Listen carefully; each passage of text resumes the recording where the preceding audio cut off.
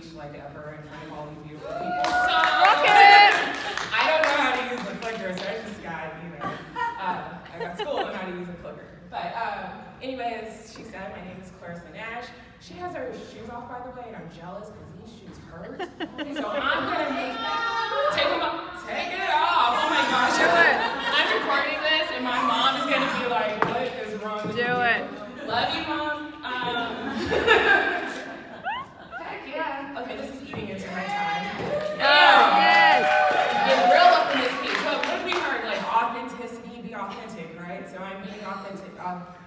Woo! Hi, I haven't had any sleep either. So anyway, my name is Clarissa Nash. I'm a creative director, brand strategist, brand photographer. I might be taking pictures with some of you this week. I don't know. Because I'm meeting y'all for the first time.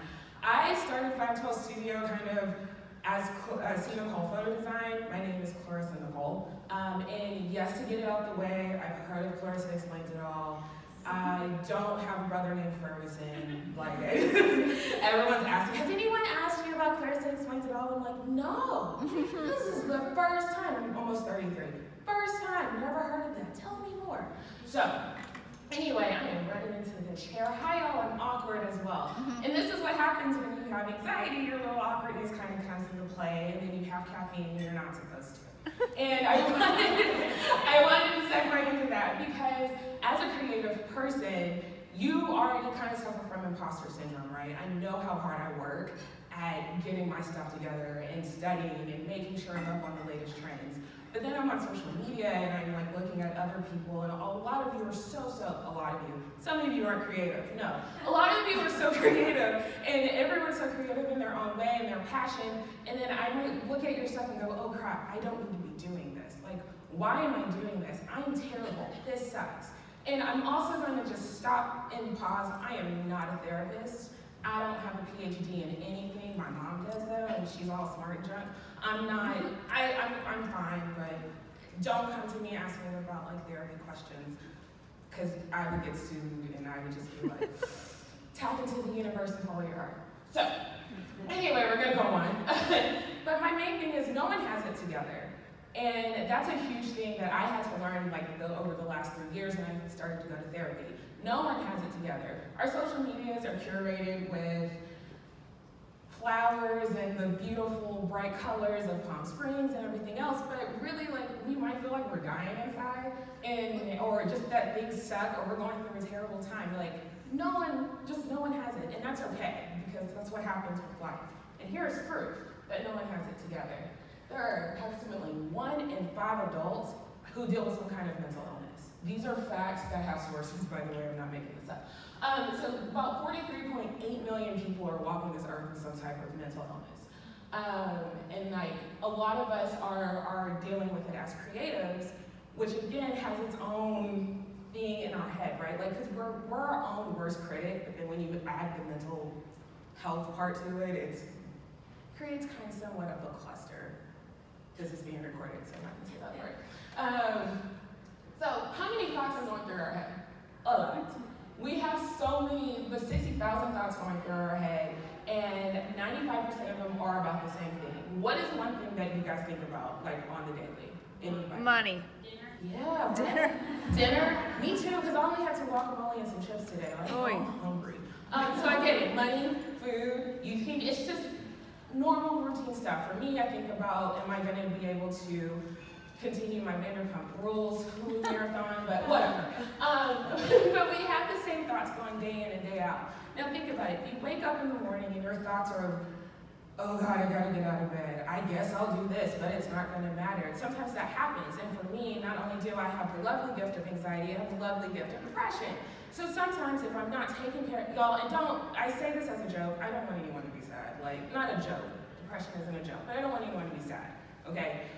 When I wake up sometimes, if I'm not taking care of myself, my thoughts can get really bad. So I have to cognitively work on that, and that's why I wanted to talk about this. Because as a creative person, I can wake up and go, well, why am I gonna turn on my computer today? My stuff sucks. Or I can wake up and go, you know what? I'm about to work on this bad keep forgetting she's recording, so I don't want to curse so bad. But we want to work on this bad A, project that I know I'm going to kick butt on, or I'm about to work on this client site, and they are going to be excited. And yes, you're going to have to practice that, but it's okay. You sometimes have to alter your thoughts and change your thoughts, whether or not you're diagnosed with something or not.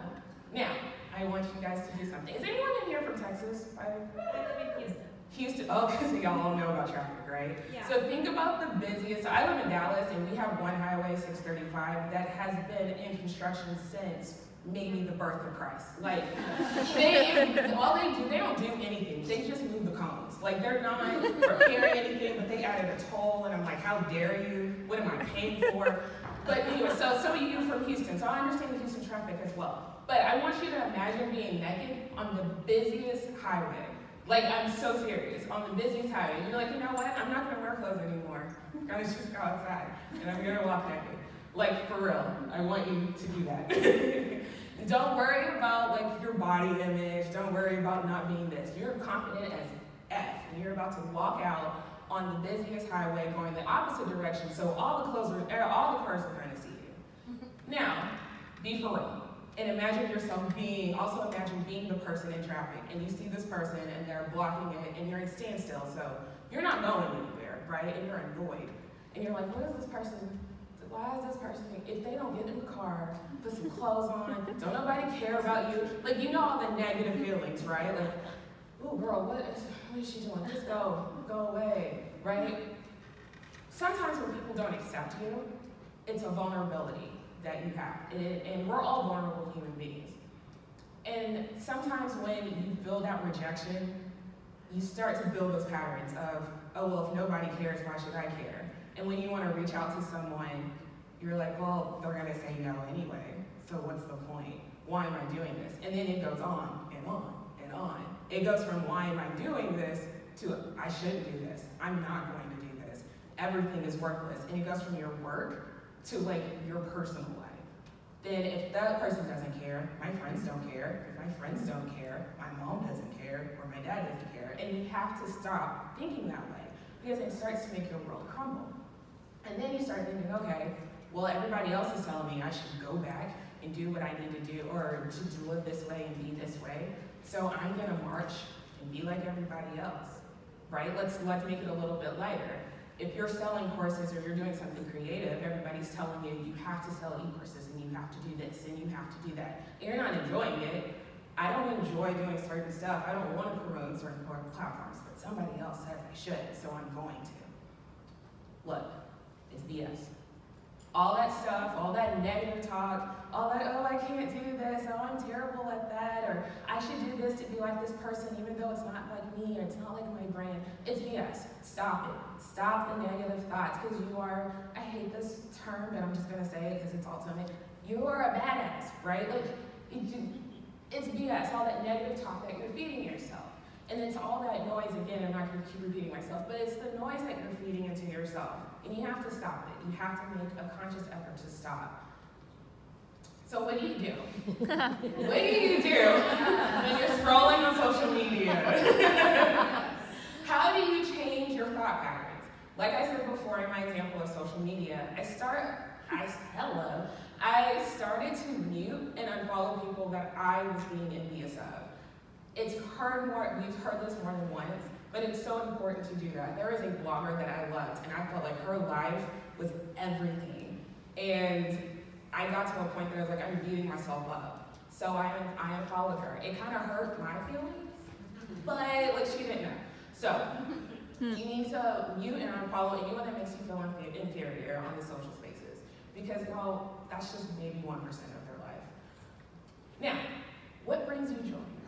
Right?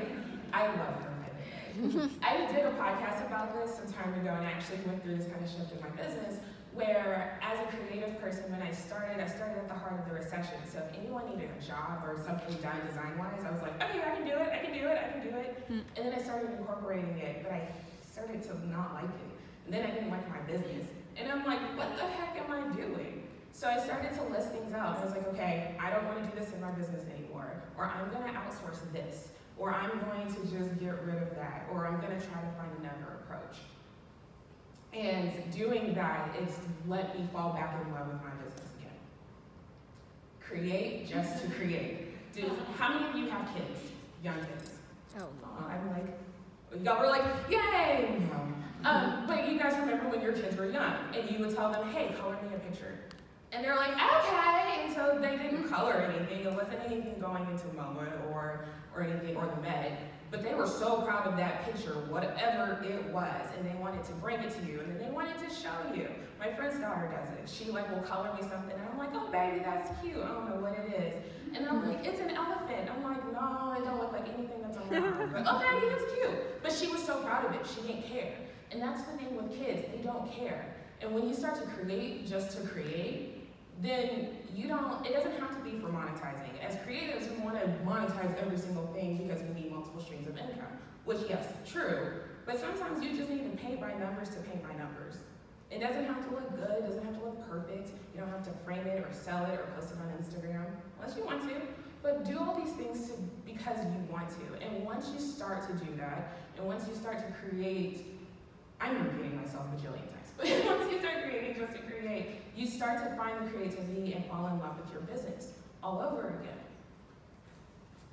But if you're having a bad day, if you're having a bad week, year, month, I had a bad 3 years, and you have to look back and go, you know what? It's okay, because life sucks. Like, just sometimes life sucks. And it's okay to embrace it. It's okay to feel sad. It's okay to reach out to someone and say, hey, I'm having a really crappy, terrible day. And let that be part of the life a life lesson that you learn. So if something like that does happen again, you go, you know what, this is just a season, it too shall pass. So, thoughts of that. Again, I'm repeating that I am not a licensed therapist, I am not a wellness coach, please don't sue me, don't do any of that stuff. Yeah, but if anything, I just wanted to share kind of a little bit of what I was going through, hopefully, or went through, have gone through, whatever. Hopefully it doesn't end on a sad note, because I was trying to prevent that, y'all. But connect with me on 512, at 512 Studio. 512 Studio, by the way, is May 12th, which is my birthday, so I expect presents. It's coming up soon. I know that we got to recuperate from all, but you know, the next month is April, then May, so you got time. That's it. I don't know where I am on time. I don't know if I have 5. Do we do questions? Is there any questions for this? I don't know. No questions? That's cool. Oh, yes. This is more of a statement. Even in our line of work, I once heard, and I agree with you, keep your eyes on your own paper. I'm not a networker. I got so much great stuff with like sales. Like I'm so uncomfortable about that stuff. And for me, I keep my Instagram to like my close family and friends because our industry is exactly that. And it really, it's so true what you said. It resonates with me so deeply. So thank you. And that's also a really good point because I know for me, whenever I started like certain things, like certain social networks and stuff like that, I started at the very beginning. Like Facebook, when it was the Facebook and you had to have a college address. I remember those olden days. Yeah, so, and it's so weird now because it's like, how to make money with Facebook? I'm like, I wasn't ready for that. And same with Pinterest as well. So, anybody else have comments? Yes. So when you're having one of those really rough days, like, do you have anything that you do, like any little techniques or? I hate crying, so I let that be a last resort. But but if you do cry, like it's completely fine. I have it really is. Sorry, it sounds like I'm anti-crying. Sometimes I'll work out. Like I have to sometimes stop and think, like, okay, why are you feeling this way? Is it because you were on Instagram or Facebook or whatever, and you're having all this doubt? Did you take your medication today? That's another thing too. I'm not afraid to say that I took medication for stuff. So it's like, did you forgot to take your medicine? Maybe do that. Did you work out today? I usually do a really good job. My activity level in the morning really helps. But to each their own, do a test. You have a network of people, if they're not your parents, if they're friends or a spouse, there are certain friends that I have, this sounds really terrible, there are certain friends that I have that I know if I'm at my lowest point, they're not going to judge me. And if it's about the same thing over and over, they're not going to be like, get over it. They're going to hear me out. So I reach out to those friends, sometimes I get out the house. So it's kind of a cognitive, thanks to my therapist, it's a cognitive way of thinking like, hey, what is triggering this? What is making me sometimes I'm just hungry. Like, real talk, like if I've been working for so long, I'm like, I haven't eaten since lunch yesterday. I'm hungry, I should probably eat something. So it's really just kind of making a mental checklist and going, okay, it's this, or is it that, or what have you. So that's a good question. I should have gotten it.